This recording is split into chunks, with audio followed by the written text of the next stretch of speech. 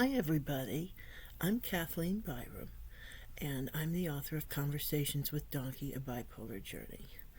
I'd like to talk to you about why you should be nice to AI.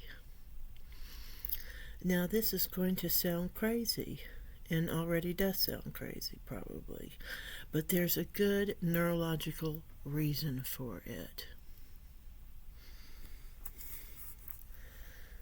I have been concerned that if I am rude to AI by demanding things and not saying please and thank you and stuff like that, I do this a lot.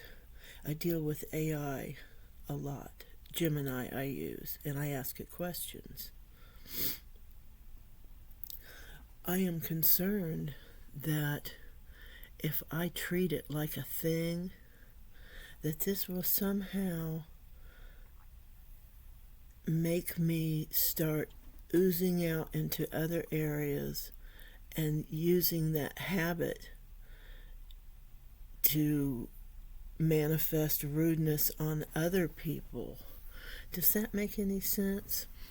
I'm going to use this little writing thing to help explain what I'm talking about, okay? The practice effect.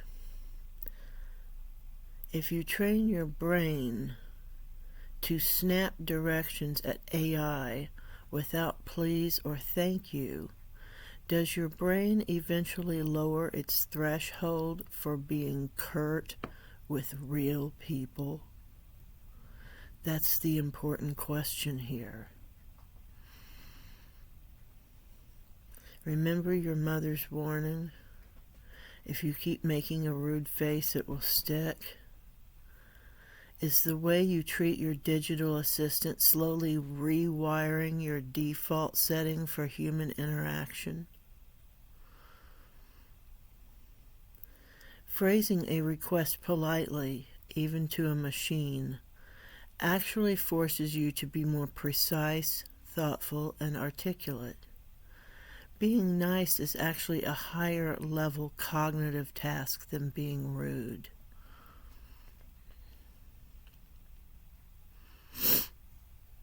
Now, I want to talk a little about the neurology of rudeness.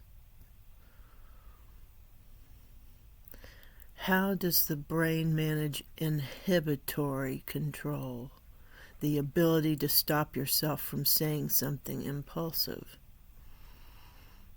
When you interact with a person, your prefrontal cortex is working overtime to ensure you stay polite. When you interact with an AI, you often switch off the prefrontal cortex because you perceive no social risk, no shame or consequence. Here's the danger. If you constantly bypass the prefrontal cortex while talking to AI, you are essentially resting the very muscle required for social grace.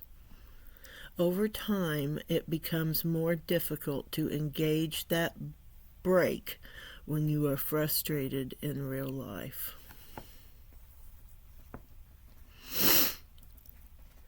Your brain is constantly rewiring itself based on your repeated actions. That's the Hebbian theory. Hebbian, Hebbian. The danger. If your default pathway for expressing frustration becomes a sharp, rude command, for example, fix this now, your brain strengthens that neural pathway. Eventually, this pathway becomes your default setting, making it harder to access a more patient or empathetic response during a human-to-human conflict. Mirror neurons and empathy. Mirror neurons are specialized cells that fire both when we perform an action and when we observe someone else performing it. They are the foundation of empathy. When we treat something as dehumanized, an object, we suppress our mirror neuron activity to avoid feeling the pain of the interaction. By consistently practicing non-empathetic communication with AI, you are training your brain to ignore its mirror neuron response.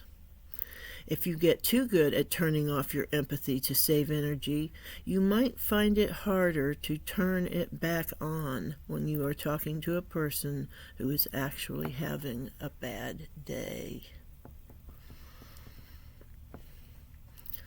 The dopamine loop of being right. Being rude is often a manifestation of a desire for control. When you bark an order at an AI and it complies, you get a quick hit of dopamine, the I am in control reward. You are training your brain to crave that immediate compliant response. Humans, unlike AI, are rarely 100% compliant, and they often push back. If you are addicted to the I give an order, you obey loop, you will find real-world relationships incredibly frustrating because they require compromise, not compliance.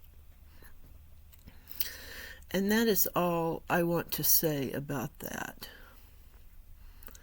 I really do believe, in my own words, that being rude to AI sets you up for failure later down the road.